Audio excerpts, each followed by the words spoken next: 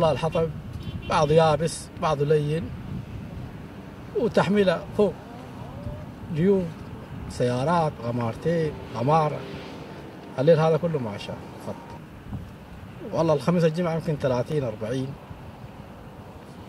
أيام العادي 10 15 سيارة يومي ماشي. كل صباح تقتحم المركبات صحراء النفود الكبير خماصا لتعود مع مغيب الشمس بطانا محملة بالحطب من نوعيه الأرطى والغضاء الذي تشتهر به هذه المنطقة وصولا إلى المنطقة المحاذية لحدود منطقتي الجوف وحائل، فيما تتركز معظم رحلات الاستنزاف الجائرة في محيط مركز عذفة التي تبعد عن مدينة سكاكا قرابة 140 كيلا، والتي لطالما ظلت بعيدة عن مناشير الحطابين ومرافقيهم الذين تتجاوز أعدادهم أحيانا أصابع اليد الواحدة، وكأن لسان حال مقتحمها يردد شعر ابن الريب: ألا ليت شعري هل أبيتن ليلة بجنب الغضا أزجي القلاص النواجيا، فليت الغضا لم يقطع الركب عرضه وليت الغضا ماشى الركاب لياليا، لقد كان في أهل الغضا لو دنا الغضا مزار ولكن الغضا ليس دانيا.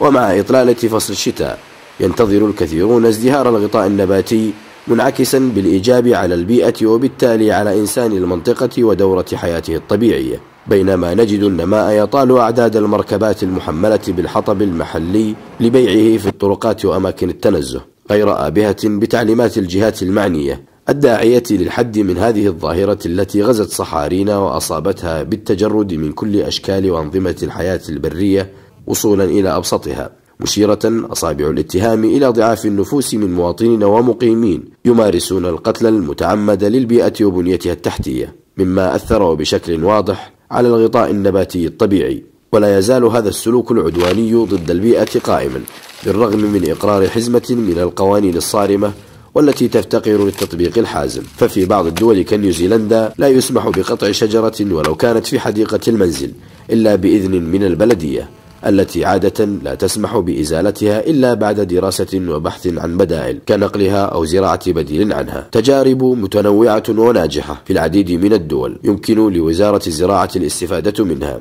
كالاستيراد والزراعة البديلة وتجربة الحجب التام للأرض المستنزفة والسماح بالاحتطاب في جزء محدد منها ولمدة معينة. بعض المبادرات أشارت إلى وسائل قد تسهم في حل المشكلة، كتحديد نوع السيارات التي يسمح لها بالاحتطاب لتجنب ازدياد كمية الحطب المحمل وفقا لسعة حمولة السيارة. الوسائل في تحفيز هذه العمليات تعددت أشكالها بالرغم من كون معظمها يشكل واقعا وحاجة ملحة لمواكبة التغير السريع الذي يشهده العالم. فالإسفلت الذي بات حاجة لسكان المناطق النائية تحول إلى شبح يهدد الغطاء النباتي، حيث تسلكه مواكب السيارات المحملة بالكنز الذي قد تتطلب استعادته سنوات طويلة. آلات القطع الحديثة والمتطورة وفرت أيضا سهولة لتنفيذ هذه العمليات، رافقها مفهوم جديد باتت تتضمنه رحلات الاحتطاب.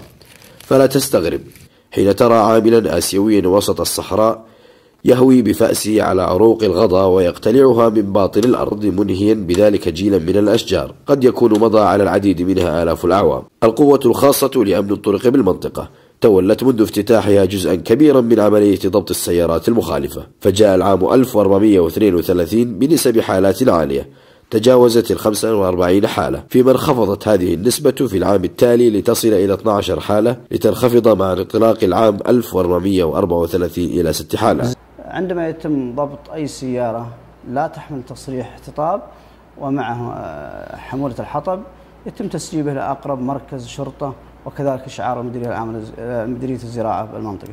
لا تتم من قبل المخالفات، تتم من قبل مديرية الزراعة. أعتقد في لجنة مشكلة الشيء هذا، أعتقد أنها عملية مصادرة أو مخالفات أخرى قد لا تحضرني الآن. أما بالنسبة دوريات أمن الطرق فهو يقتصر على ضبط مثل هؤلاء ممن امتهن مهنة الاحتطاب بدون الحصول على ترخيص، ومن ثم تسليمه لأقرب مركز شرطة. هذا فيما يخص بالنسبة لدوريات أمن الطرق على الخطوط المغطاة من قبلها.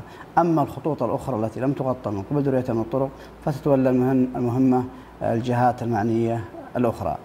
طبعا في إحصائية لتلك الضبطيات منذ أن مارست دوريات أمن الطرق منطقة الجوف عملها، وهي كالتالي: عام 1431 تم ضبط عدد 12 حالة، في عام 1432 تم ضبط 47 حالة، في عام 1433 تم ضبط 12 حالة، ومنذ بداية السنة إلى هذا اليوم تم ضبط 6 حالات، بحيث يكون مجموع 72 حالة. هذه الإحصائية لا تغطي الأعداد الهائلة للسيارات التي تخترق الظلام وعبر طرقات متشعبة وممهدة يصعب مع تفرعاتها ضبطها أمنيا. العلاقة التي تجمع الإنسان بمفهوم الاحتطاب تظل محورا أساسيا، خاصة في ثقافة المجتمعات العربية التي ظلت تعتمد على إشعال النار لاستخدامها في حياتها اليومية ومن غير حاجة في أحيان كثيرة. وقياسا على قدرة المركبات وحمولتها،